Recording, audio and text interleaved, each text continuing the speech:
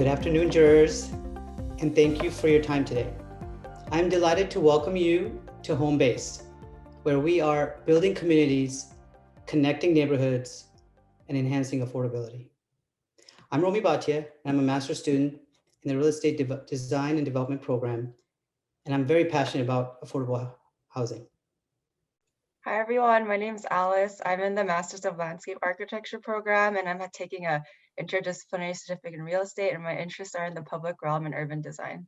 And good afternoon, everyone. I'm Elliot, a joint master's student in architecture and city planning with a research focus in mass housing and urban public space. Hi everyone, I'm Tara Singh and I'm a master's student in landscape architecture with an interdisciplinary certificate in real estate, and I have a focus in urban planning and design. Good afternoon, everyone. My name is Wayne Kim. I'm an MBA candidate at the Haas School of Business with a focus on real estate and analytics. We're very grateful to our exceptional team of advisors for their support and thank them for joining us today. And of course, our family and friends and even furry pets who've had to put up with us for the last 3 months. So Kansas City, as with many American cities, for far too long, it has been divided through housing policies that perpetuated segregation and discriminatory practices in the real estate industry that led to the disinvestment of Black and Brown communities. Racial covenants once restricted Blacks from owning homes in the KC suburbs, and blockbusting was prevalent for decades until the 1970s. This segregation left an indelible mark for generations on the east side of KC with its predominantly Black neighborhoods. And that manifests to this day with substandard public schools, a dilapidated infrastructure, and high rates of poverty. It was an intentional historic racial divide that has left the Black community falling behind. Kansas Cityans are all too familiar with the truth divide. This project affords a unique opportunity to reverse these racial divisions and bridge the gap between neighborhoods by uplifting these communities that have suffered from discrimination and neglect. Our proposal, HOMEBASE, centers on the relocation of the Kansas City Royals baseball stadium to East Village as a way to catalyze a much needed connection between Paseo West and the East Village. It will generate revenue from the overall development to provide mixed income housing, particularly for those communities of color, workforce development, especially for minority owned businesses, and a robust, open, and vibrant street network for the Paseo West community. Baseball will become the unifier of these two communities that have been historically divided. Yet even the sport needed some time and the right moment to transcend these divisions. In the 1920s, just as segregation forced Blacks and whites to live separate, Black baseball athletes were prohibited from playing in the major leagues. So what did they do?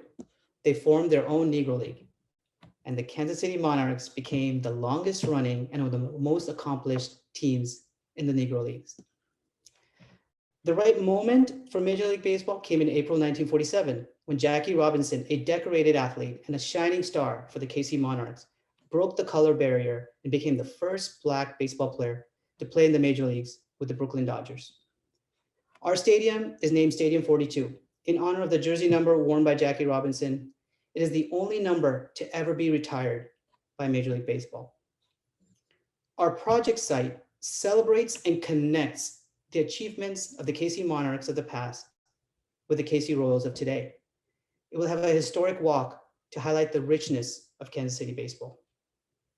Our commitment with HOMEBASE is to elevate the many cultural institutions of Paseo West with increased visibility and the space to grow in downtown. To underscore our commitment, Alice will now introduce the design elements.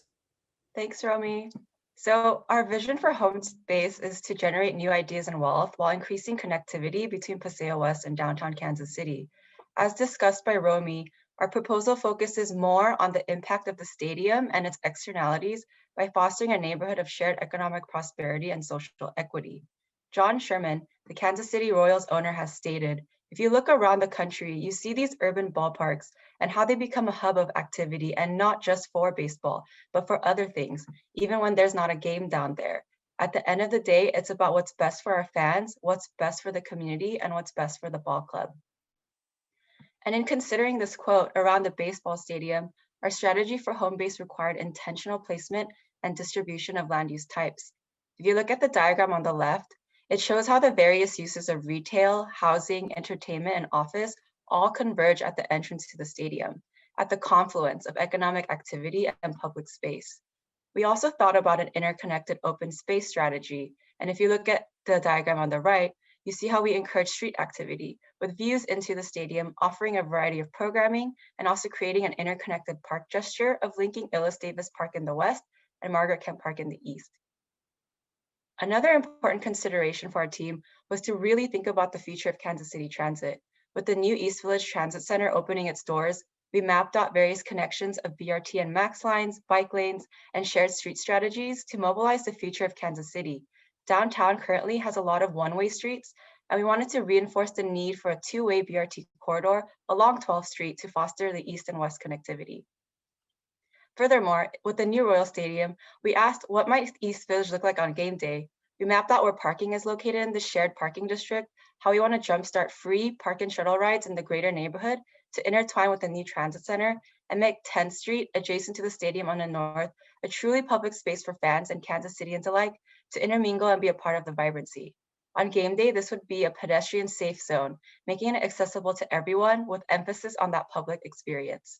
Because our stadium now is located at the urban core in the new transit center, we are confident that in the next decade, more people will take alternate modes of transportation rather than rely on private vehicles out of convenience. We want to give people the choice to choose how they want to go to the game or even go to downtown. If you look at the diagram on the bottom right, you can see how at the Kauffman Stadium, the car is a prominent mode of transportation indicated by the inner gray ring. With a more downtown-centered ballpark, Kansas Cityans will have increased options to get to downtown, focusing on the multimodal. So more specifically, when we look at the master plan, we can observe how the proposal prioritizes economic vitality and shared prosperity. First, if you take a look at the coral number 1, we co-locate mixed income housing opportunities at the Nest, a collection of housing primarily on the north side to read cohesively with East Village apartments that currently exist there. Adjacent to this, in front of 10th Street, is the gateway to the development, a 150,000 square foot incubator hub and community makerspace called the Assembly, which is shown by number 2. The backyard food hall, which is indicated by number 6, fronts the Assembly and hosts our corridor, the Made in Kansas City Marketplace, and serves as a primary retail destination that connects with the stadium and faces the East Village Transit Hub. On the opposite end, we see our new 5-star hotel and luxury development called The Rise. We adapted our initial parking strategy to introduce a larger structure which flanks the I-70 shown in coral number 4. This will ensure enough parking during game days and non-game days for the folks of downtown and people out of town visiting the neighborhood. On the roof of the parking structure, we have designed an area to accommodate tailgating, which is currently a huge ritual of the game and will provide views into the stadium. Also, during non-game days, the roof will be served as a rooftop park that is open to all. We plan to purchase the lot adjacent to the Richard Bowling Federal Building, shown in coral number 9, and introduce a mechanical parking structure to accommodate downtown office workers and game day goers without affronting the costs and committing to an entire structure. We plan to sell the lot for development in the future as transit improves and land value appreciates, or if the East Village Transit Center has a need to expand. So HOMEBASE is not intended to only provide an unparalleled urban ballpark experience for the Kansas City Royals and focus only on folks who enjoy baseball. Our goals at the core are to provide an income directly for the Paseo West community and support their growth, opening doors to more jobs, higher income for the local community, and more tax revenue for the government. And over time, we hope to fortify this connection by making a proposal to open a training ground across Highway I-70 in the Paseo West community, a field to be used and embraced by both the Royals and the locals. And so why a baseball stadium as a catalyst? The Kansas City Royals is currently housed in the Kauffman Stadium in the Cunningham Ridge neighborhood, 10 miles out of downtown. Their lease is coming to an end in 2031.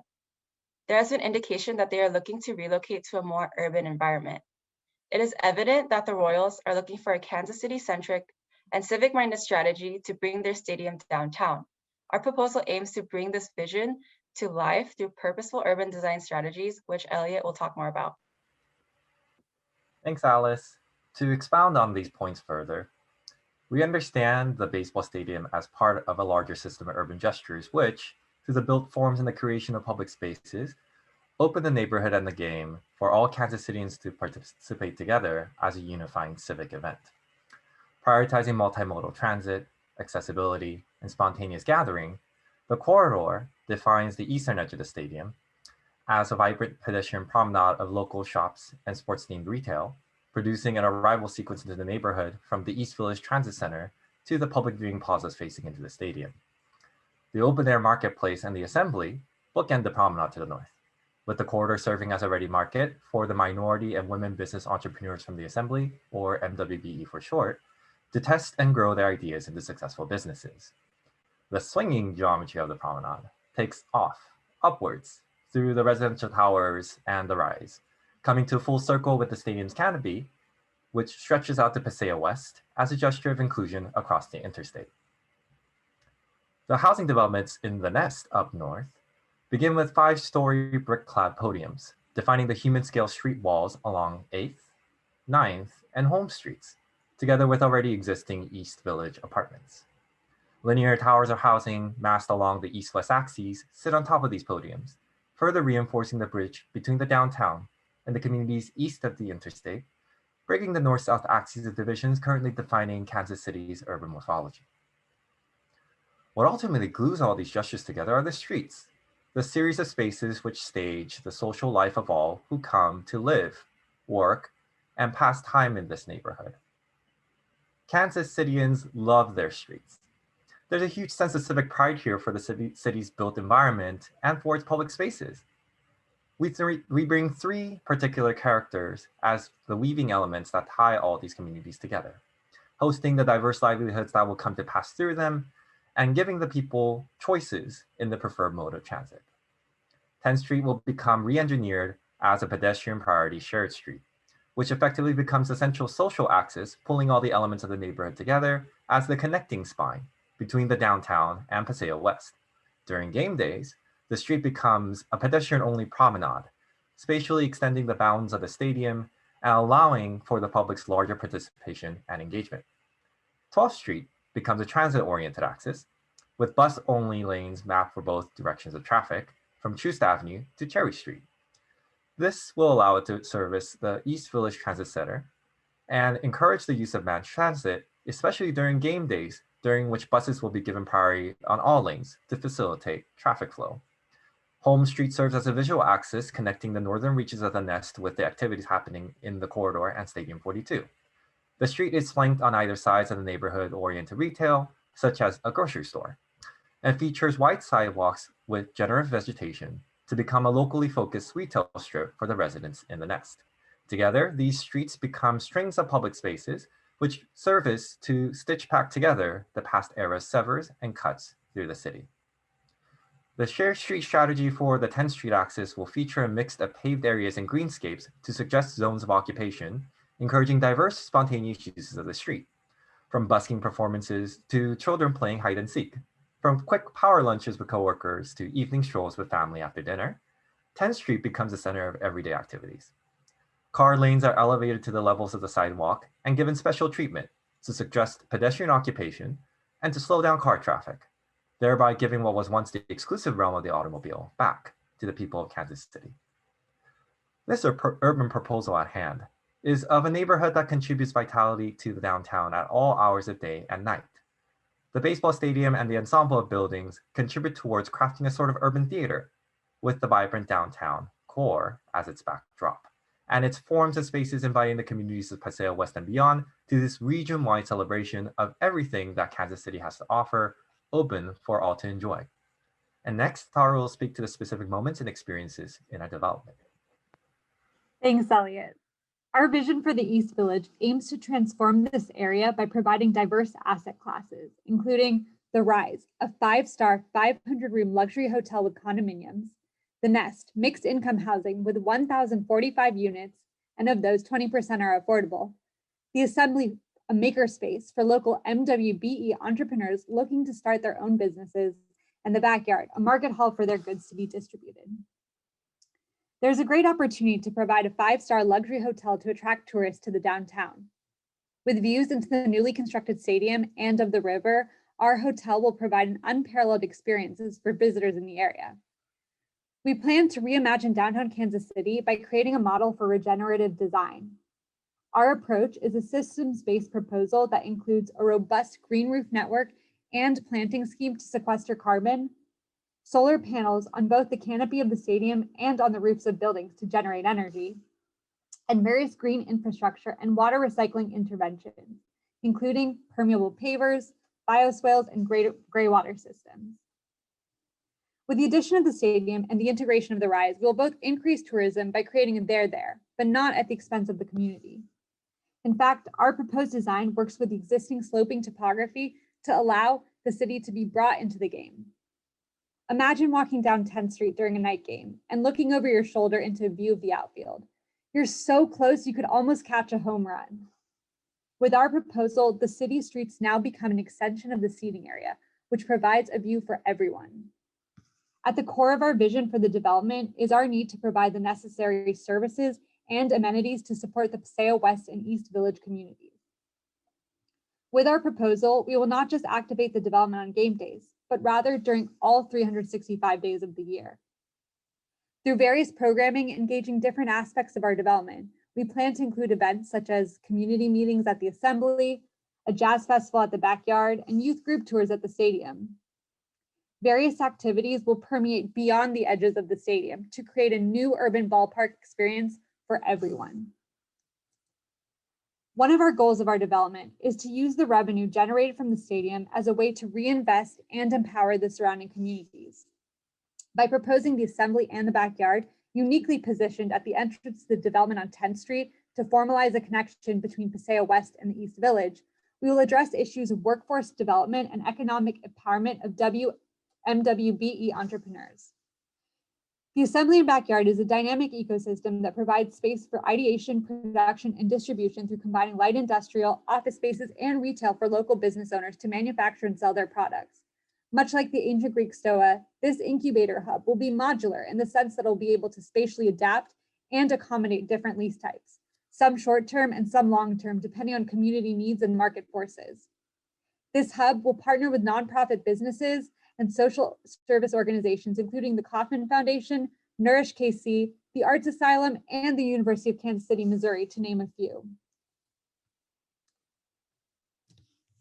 Apologies. With co-location of different services and spaces to jumpstart businesses, we believe this place will help empower residents in the Paseo West neighborhood through thoughtful investment and design. These spaces will not only bridge the gap between downtown Kansas City and Paseo West, but it will also embrace the community and provide them with services to thrive. HOMEBASE will create an environment that will support the multi-generational communities surrounding the area. It will provide a place for people like Sam Reynolds, who is a current lawyer working in downtown, to walk over to the Assembly after work and engage in professional development workshops and community meetings with his friends Juan and Kelly, who live at the Nest. It will allow Jane, Tim, and Clark Carson, die-hard Royals fans, to spend more time together by wasting less time in traffic and taking streamlined public transit via 12th Street to the East Village Transit Center to enjoy the wonderful amenities and to support local business owners at the corridor before the game. It will enable entrepreneurs like Lynn Kay, a resident in the Paseo West, to jumpstart her clothing line by renting out subsidized space at the Assembly where she can fabricate her clothing and then sell items at a stall in the backyard. It will give Maria and Kenny Farah, longtime residents of the East Village apartments, access to beautiful public open spaces where they can enjoy with their friends and feel a part of the community that they can call home. And now I will pass it on to Wayne, who will talk about our financing strategy. Thanks, Sarah. So now that you've heard about our vision and design, you might be wondering how much this will all cost. So at a high level, our proposal brings to life more than 4.1 million square foot of mixed-use space and 3.8 acres of public space at a total cost of roughly $1.5 billion. Construction is expected to take 10 years over 3 phases, with all properties reaching stabilization by 2031, when the KC Royals are expected to kick off their inaugural season in Stadium 42. So as a whole, the project is expected to generate a 19.8% levered IRR, which further points to the financial viability and perhaps the need for a project of this scale within the heart of KCMO. Here, we further detail the 3 construction phases to the left to provide a visual representation of the transformation that we hope to bring. In the first phase, phase 1, our focus is on establishing the connection between East Village and Paseo West. To do so, we focus on infrastructure work along Holmes and 10th Streets and front load the construction of parking structures that we will need to support increased connectivity that the project is expected to bring. By 2027, we will have added close to 2,000 parking spaces. And over time, as utilization of public transportation increases, and with the advent of technological advancements such as autonomous vehicles, we expect the volume of these cars to decrease. And our plan offers a flexibility to convert nearly 1,100 of these parking spaces into offices and retail spaces in the future. Additionally, at a cost of $280 million, the Nest will provide over 1,000 mixed income apartments, and the Assembly, an incubator office space, will further contribute to revitalizing a local economy in the vicinity that has long been stagnant. In the next phase, phase 2, our focus is on establishing the neighborhood. The Rise, a mixed-use building that houses a 5-star hotel with 500 rooms and 400 units of ultra-luxury apartments, takes center stage as a premier luxury hotel and residential space. In phase 3, the last phase, we focus on completing the vision for newly imagined downtown with the construction of Stadium 42, a $665 million state-of-the-art stadium, financed in part by the KC Royals to the tune of $250 million. So overall, our 4.1 million square foot of project build-out strikes an important balance, with 47% dedicated to residential units, 20% to the stadium, 21% to parking, and the rest going to retail, commercial, and hotel, creating a vibrant, livable community in downtown Kansas City. So $1.5 billion is a lot of money, and you might be wondering how we intend to finance this jewel. As you can see to the left, you see that the equity investment is actually broken down into two components: KC Royals Development Group and the HOMEBASE Partnership Group, combined contributing $330 in equity, $1 million in equity, I'm sorry. It's worth noting here that the Royals are not simply just tenants in our development plan, rather they're our development partners. To that end, the KC Royals Development Group, equipped with $250 million of the Royals' own equity, will spearhead the development of not only the stadium, but also its surrounding properties, including the Rise, the Assembly, and the corridor. This allows the Royals not only to reap the financial benefits of development, but also to partake in shaping the fan interaction and the community building that they desire. Furthermore, having the Royals on board as a partner brings total equity contribution to 21% of total costs, which also helps us secure more favorable terms when it comes to construction loans. Lastly, compared to many historical stadium projects that are primarily sought to leverage public funds, our development seeks to actively bring in private capital, with public funding limited to just under 10% of the total costs in the form of tax increment financing and low-income housing credits. With increased property value boosting the property tax basis to $22 million over this time, this equates to a theoretical payback of just 7 years. So as a whole, our project seeks to balance this vision of affordability and connectivity with the financial feasibility that's required to create a resilient project that can sustainably juxtapose the state-of-the-art stadium with 20% affordable housing ratio that brings Paseo West ever closer to East Village with baseball at the heart. Now I will turn it over to Romy to close. Thank you, Wayne. So from the glory days of the KC Monarchs to the beloved KC Royals, 100 years later, we believe now is the moment to unify communities divided for too long, the moment to bring excitement to downtown Kansas City, and the moment to have baseball for all. Thank you, jurors. We are very appreciative of your time and your support of this competition. We welcome your questions. Thanks, team. I think I got a couple good shots of you, so I'm gonna send them to you, and if you want to send me a better one, we'll use that for social media. So I'm gonna let the jury go ahead with the Q&A. Thank you. I do have a question. You guys did a fantastic job putting this together, and wanted to note that the inspiration in regards to connecting the Monarchs to the Royals is actually really well thought out. Well done on that. I had a question about the hotel. We do a lot of hospitality work at my firm, and that industry took a big hit due to COVID. And just trying to think forward in regards to your longevity and sort of resilience for your project. Did you consider luxury rentals in that mix, where that hotel, maybe a portion of it is luxury rentals or luxury for sale product? Is it Kona? Yes, Kona. Thank you for the question. We did. The Rise itself has both luxury apartments and the hotels.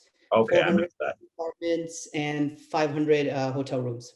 Okay, thank you so much for answering that. I missed that. Well done. Rumi, just if I could add to that. So the mix, we actually took inspiration from One Light and Two Light, kind of in the area. So we wanted to kind of benchmark off of what was the, what a high quality, luxury apartment looks like today. We've also factored in the fact that a catalytic, a development like the stadium would inevitably bring in a little bit of price land evaluation as well. And so, things considered, we thought that the mix of hotel, a 5-star hotel and an ultra luxury apartment in the Rise was appropriate for this scale of development. Well done. This is Lauren. How many seats do you have in the stadium? Lauren, thank you. The stadium has 32,000 seats. Okay, and then I think I saw a figure of parking spaces of 2,600. Or maybe you could, do you think that's enough to handle your seats, and what are your strategies? And I may have missed this if you're really relying on exterior parking. There you go. Maybe that's what we needed to see in the number of spaces. Thank you, Lauren, for asking. It's a very important and challenging issue that we were dealing with. It was parking. I'll ask Elliot to elaborate on that a little bit, as well as Alice. Sure, I can begin by saying that the long-term vision and concept for our development is that it becomes a transit-oriented development and brings density and people to live in the actual neighborhood itself. And so while we recognize the pragmatics of our present day, that Kansas City is very automobile-oriented, and therefore we're incorporating parking and the external parking in our diagrams, the eventual goal is that by providing a better transit modes and people to live actually in this neighborhood, that those needs will no longer be needed in the future. I would also like to add on to that. So we decided to propose a park and shuttle strategy to increase people that are living in the external suburbs to come into the game taking these free park and shuttles. And in the diagram, we also indicated like the amount of parking spaces that would accommodate for these park and shuttle rides. We were thinking that as Kansas City grows, these park and shuttles can be interspersed and working with the Union Station that currently exists there and other malls and so forth. So I think that that's another strategy that we were thinking could accommodate the parking quantity that is required.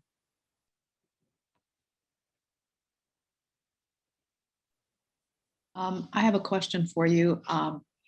As someone who grew up as a Brooklyn Dodger fan, I really loved the connection to the Monarchs and to Jackie Robinson. I want to talk about the financing for a minute, though, and ask you. It's a very interesting model that you propose to have the Monarchs actually fund much of the higher risk elements of the project, the hotel and luxury residential, the assembly, and the Rise. And in your phasing, you bring them on stream before, prior to the stadium itself being finished. So I had two questions relating to that. Is how did you think about the impact of a major construction project on all of the things that you wanted to do? But did you by any chance run an analysis that said, what if you reversed the phasing and you did the stadium first and basically flipped the phasing, since you're asking the owners of the team to take that risk? Would it be in their best interest to do it all at once or in two phases? Great. Thank you for that question. I'm going to ask Wayne first to speak on the financial aspects of it. Sure. So I can speak a little bit about how we thought about phasing and why we decided to have the stadium come last. And a part of that reason was that, the way we were thinking about it was to minimize public sources of funding. And that's where we really began, because a lot of the background research we had done was that a lot of the publicly funded stadiums either don't pay back or they take too long to pay back. And so we wanted to reduce the burden on the actual local community. In order to do that, we needed to create viable some mini projects in each of the phases.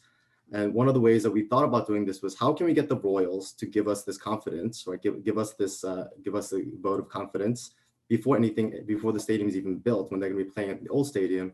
And the way we thought to do that was, let's give Royals the kind of say that they've always wanted. Let's give them an opportunity to design this space and to be a part of the conversation as to, how do you want your fan interactions to work?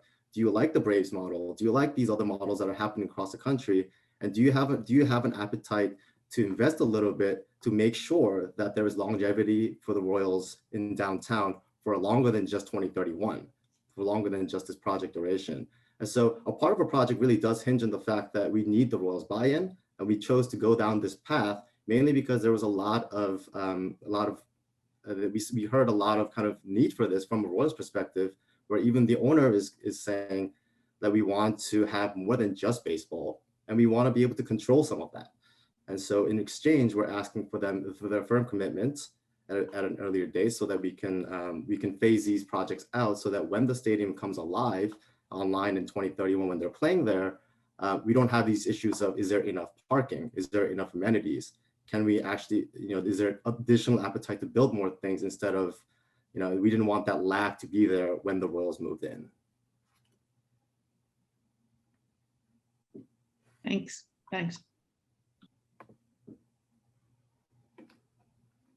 I want to jump in and definitely congratulate the team. It is really well thought out, very well presented, and very comprehensive in its approach. The one question I do have is, you all have done a good job of kind of really leveraging all of this investment to capitalize on the land value and add the kind of density and address all of the income groups.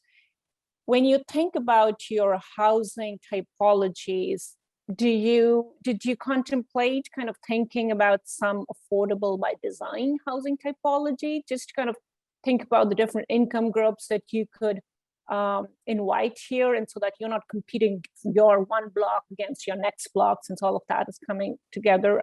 Was there any thought in how you might want to think about the different housing typologies? Thank you, Giti, for that question.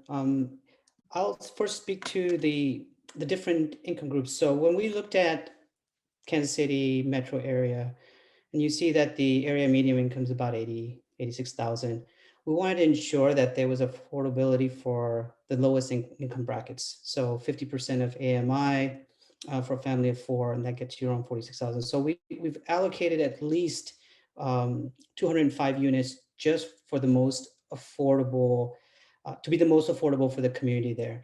And we've also brought them up to our first phase and to be able to come online very early on. Because what you don't want is, you don't want the need for affordability to become an afterthought or be brought in at a later point. So we moved that up into our phasing to focus on the affordable units first and foremost, and to be fully online by 2024. And the current demand for affordable housing requires that, in KC, requires that there's a lot of need, there's a lot of demand, so there's a need to supply that. As for the rest, the market rate, if you see what we've done, we've projected the market rate for the nest to still be at a lower price point than the towers of 1, 2, and 3 light, meaning we'll still be able to be competitive, but at an income bracket for the individuals with larger spaces, unit mixes of bedrooms and dens in post-COVID pandemic times, that could be affordable because of what's being offered. So that's a little bit of how we approach the affordability piece to be able to reach different income brackets. Definitely the most need, but then also ensuring that our market rate was slightly different than what's currently available in the market. And then on the typology aspect of it in terms of design, if Elliot, if you'd like to add anything, please do.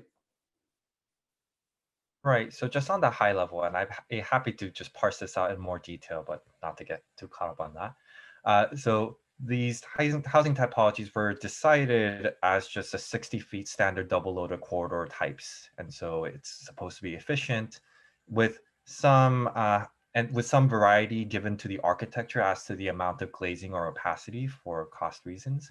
And so we are consciously thinking about how to introduce grid design, but also incorporate efficiencies in terms of cost of construction.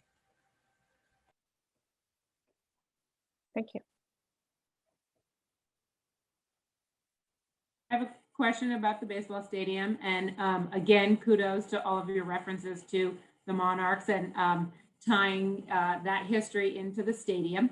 One of the challenges with this site is that in getting that northeast orientation for the batter's eye, you lose the skyline view. And so can you talk a little bit about how you have situated the uses to take advantage of the skyline and the location of the tall building that either puts it in the skyline or blocks some of the views to the skyline? Great. Elliot, would you like to take that? Sure. And Tara, if you can navigate to the night slide that we all have in our backgrounds here. So we were thinking about this a lot, but we believed ultimately that it made a lot of sense for our development to speak to Paseo West and the community there, and to engage the stadium audiences to that community as well. And so the decision was made early on to make the architectures and the opening of the stadium communicate with those communities with each other, as our concept was always about east-west bridging and thinking about the suburbs that were already in place. Now with the rise, as for instance, we're also thinking about how we're creating new landmarks that designate this neighborhood that speak to the architectural heritage of downtown Kansas City, which, as we're noting in this rendering, are mostly Art Deco kinds of massings with the type of materiality like limestone and glazing. We're just giving a contemporary spin on it, but we did want to make sure that those were all incorporated as one so that it speaks to the downtown Kansas City built heritage. I have a follow-up question on the stadium itself that I think goes with some elements that Lynn brought up. Applaud you for all the things that have been mentioned before. The footprint of your stadium was by and large the largest of the 6 that we saw. I mean, it's just by a big amount. And I think it was mentioned to you in the comments that you have a very low bowl. It's not what an urban stadium that's been built in the last generation really looks like, and it doesn't look like the other ones we saw. So why did you go with the older style low slope bowl instead of the newer style bowl that puts the viewer closer to the action? Great. Elliot, would you like to start with the response to that? Yeah, and I'll invite Alice to join in on anything that I've missed in my answer here. And so this is in part informed by wanting the stadium to respond to the urban fabric. And so early on in our conceptual diagrams, we were wondering about the relationship, the spatial relationship between the needs of the stadium and the pre-existing urban fabric. And so we diagrammed the spectrum of the urban fabric, the urban grid severing parts of that stadium so that we give precedent to the urban fabric itself, all the way to just erasing the urban fabric altogether and making this stadium look more suburban and very sprawling and open. Ultimately, what we're seeing in this proposal is a negotiation of the two, because we felt important that the stadium read as a park, as something that's publicly open and something that participates and gestures across the interstate. And so that's the reason for the low rise, the larger footprint, is that we wanted that conversation to occur, not have a one-sided conversation between the urban and the stadium. And I'd like to just add quickly to what Elliot said. I think his points were really valid. And just additionally, where we located the stadium, there's a natural incline that happens there. And so that we thought that by placing this depression of a stadium where the public access views can look inwards, we thought that it was the best placement and fit on our site parcel.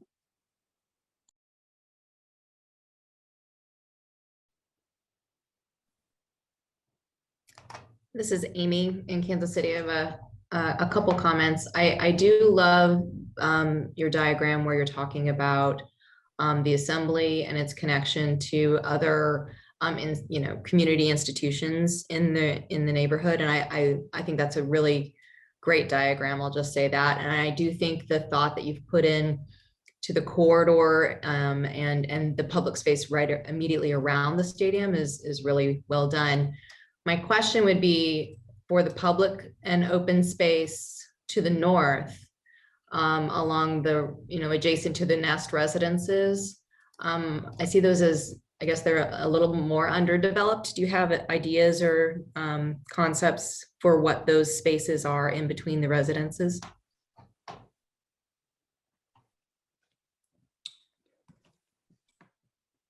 Alice, would you like to take that question? Dugars? Yeah, sure. I could take this question and I'll also allow Elliot and Tara to chime in. So we were thinking that the two streets, Charlotte and Holmes, would be these more pedestrian-friendly streets that allow for vehicle access and also just slower activity. And so if you look at the street sections, they are designed in mind in the ratios that they've currently exist. And we wanted to anchor them so that they direct views into the stadium. And that was a big proposal and importance on our decision. And we didn't want to give it the character that 10th Street and 12th Street has. We wanted it to be a bit more friendly for the residential community. Just to add on to that, I'll also say that we were very conscientious of perhaps people living in the northern reaches of the Nest not wanting to engage with the stadium at all. Maybe they hate baseball, we don't know. So we figured that we wanted a more intimate scale that's still read as its own integral unit. And so what we're seeing here are green spaces and rooftop gardens on top of podiums that are meant to speak more to the intimate scale of the residential developments and not to the larger public open stadium on the south. This is Susan. Hi, excellent job and thank you for this. I had a question back to the hotel. Kind of thinking about that use of a luxury hotel, especially given that it's in phase 2, and how did you think of the viability of that, of it actually, gaining traction, getting financing, just thinking about the risk of that type of development, especially at that level of your project, in that phase of your project.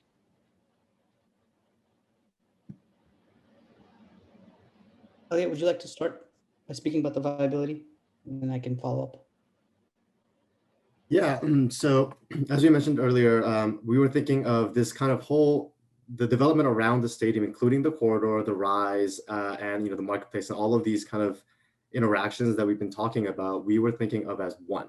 And the Nest, the residential, the affordable market mix of residential that we were just talking about as a separate kind of development, mainly because we wanted to keep that neighborhood intact. Now, the reason why we have the hotel being built in phase 2 is mainly to, again, take advantage of the fact that the KC Royals are going to have a big kickoff season in 2031, where this is going to be their new home, and we wanted it to be ready for that. Having said that, in our performance, we have adjusted the occupancy of the hotel so that it actually doesn't hit its max occupancy until the Royals have actually fully moved in. And so some of our numbers reflect the conservative approach that we took in thinking that, hey, if we were to have a stadium here, we would certainly want to have a hotel here. If we wanted to have a hotel here, we would certainly want some sort of catalytic development that would happen here. And so in our vision, those two things go hand in hand. The question was, do we want the kind of development where we build the stadium, we put all of this money into building the stadium, and then figure out, okay, how much demand is there for it? Or do the Royals actually want the kind of development where they can control that, where they can control the kind of interaction that certain fans want? Not all fans want the 5-star hotel experience, and some fans want to sit on top of the corridor and watch it from there, right? And so we wanted to actually have these options available to the fans, especially since this is a local team. This is not a team that's moving in here, and so there are already fans that exist that are willing to come and enjoy this, all of these amenities that we're going to be providing, all the programming, and so we just wanted this to be a successful venture for the Royals, who are going to be our biggest development partners, and we wanted to be able to use that as an incentive for the Royals to get on board earlier. So do you recall what the return, I just didn't have, what the return on the hotel piece of it is? Yes, I do. I can get that to you real quick. Because it seems like, my only comment is it seems like it would take quite a while for that to be, economically viable. So the return on cost after we've adjusted for it to stabilize in 2031 would be around 23%. Okay. I'd like to congratulate you on the work.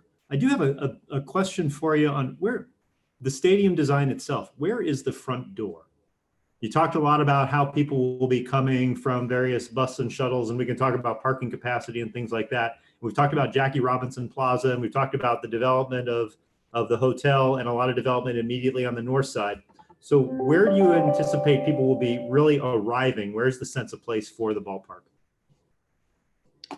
Or if Tara, if you could switch to the slide, maybe one of the first ones. Elliot, did you want to speak to the Stadium 42 and the fountain and the entry? Yeah, of course. And then I'll invite, of course, everyone else to chime in. So this is really the grand entry. The urban face of the stadium is this brick-clad, more traditionalist base with the stadium upper tier level seatings above, articulated by the historic walk that's happening in the midsection. And so we're projecting that on 12th Street. This is the main way people are getting into the neighborhood if they're not part of the downtown community. They would drive through the freeway or ride the KC transit modes like the buses and the rail to come onto this transit-oriented street to come through into the stadium. And so this is the traditional urban main gate of the stadium. Of course, what we're proposing as well is that it's dynamic all around the stadium, which allows all sorts of different people to engage with the game at different times of day.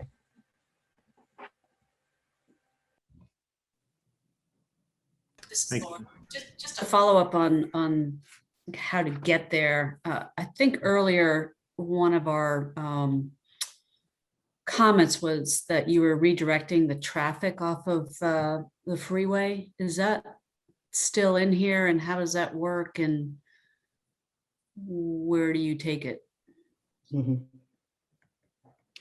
Alice, would you like to speak to that?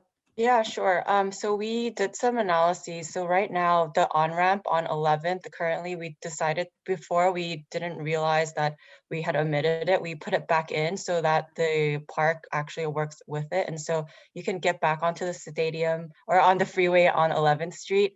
You would have to loop around 10th and then go down and go around on 11th Street to go back onto the on-ramps.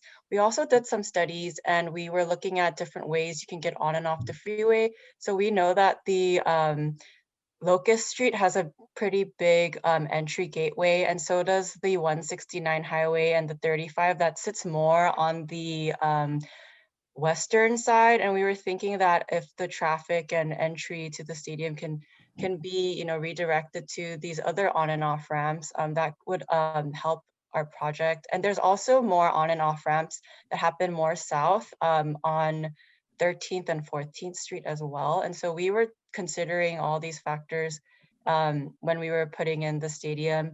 And we were also considering the fact that in a decade that transportation and the use of transportation, because there's this new East Village Transit Hub, that the bus ridership and so forth will increase. So we were thinking on the optimistic end, and that's why we decided to preserve one of the on and off ramps and then omit the other ones on the stadium site. Okay, team, we're past time, so I want to go ahead and conclude. Thank you. Thank you. I just want to say on behalf of our team, I want to thank you and have deep appreciation for the ULI Hines program. It's been a tremendous learning experience for all of us. Granted, we wish we could be in Kansas City. I think we still have gained a really deep appreciation for the city and all who call it home. And just want to thank you for your time and support and for this great learning experience. Thank you. Thank you to the whole team. So well done. Thank you. Thank you for your work. So much, everyone.